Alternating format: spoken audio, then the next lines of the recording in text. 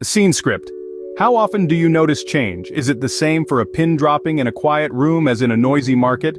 Fascinatingly, our perception is not a fixed entity, but rather a fluid concept that adapts according to our surroundings. The manner in which we perceive change, for instance, can be dramatically different based on the situation at hand. So, the pin drop that seems loud in a silent room may go unnoticed in a bustling market. It seems that our perception of change isn't quite as simple as we might think.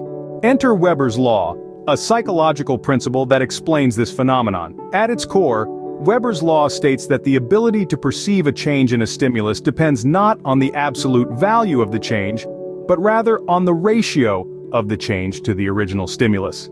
In simpler terms, it's all about proportion. Let's say you're listening to music.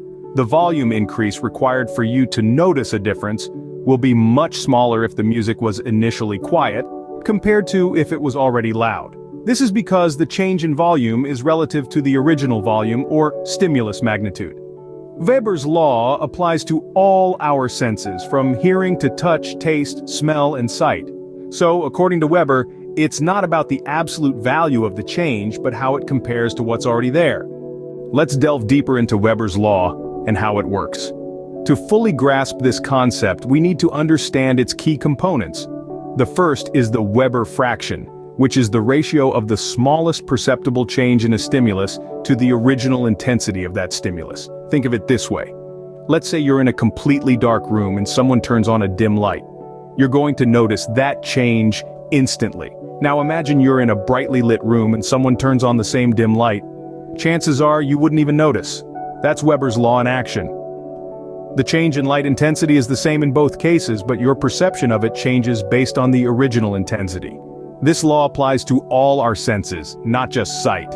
Let's take hearing, for example. If you're in a quiet room and a sound suddenly plays, you'll notice it immediately. But if you're at a concert with loud music and the same sound plays, you might not even hear it. Again, it's the same change in sound intensity, but your perception of it changes based on the original volume. Now let's talk about the Weber fraction. The Weber fraction is different for each of our senses. For example, the Weber fraction for weight is about 1/20th. For loudness, it's about 1/10th. This means that we are more sensitive to changes in weight than we are to changes in loudness. To put it in simple terms, Weber's law tells us that the smaller the initial stimulus, the more sensitive we are to changes in it. And the larger the initial stimulus, the less sensitive we are to changes in it. This is why you might not notice your coffee getting cold if you're engrossed in a good book, or why you might not hear your phone ringing at a loud party. So, whether it's the brightness of a light or the volume of a sound, our perception of change depends on the original intensity. To summarize, Weber's law reveals a lot about how we perceive change. This principle, rooted in the fascinating field of psychophysics, provides a framework that helps us understand why we might not notice small changes in a high-intensity stimulus, but easily detect the same changes in a low-intensity stimulus. At its core, Weber's law states that the likelihood of perceiving a stimulus change is proportional to the magnitude of the stimuli. In other words, it's the relative change that catches our attention, not the absolute change. This is why a dim light becoming slightly brighter is more noticeable than a bright light doing the same. This brings us to the Weber fraction, a ratio that quantifies this phenomenon. The Weber fraction is the ratio of the minimum change in magnitude of the stimulus to the overall magnitude of the stimulus. This fraction helps us understand why the same absolute change can be perceived differently depending on the context. Weber's law is not just a concept for psychologists and neuroscientists.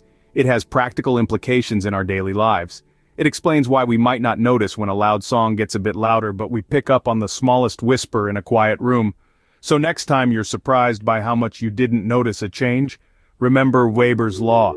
It's not just about the change itself, but how it compares to the original value.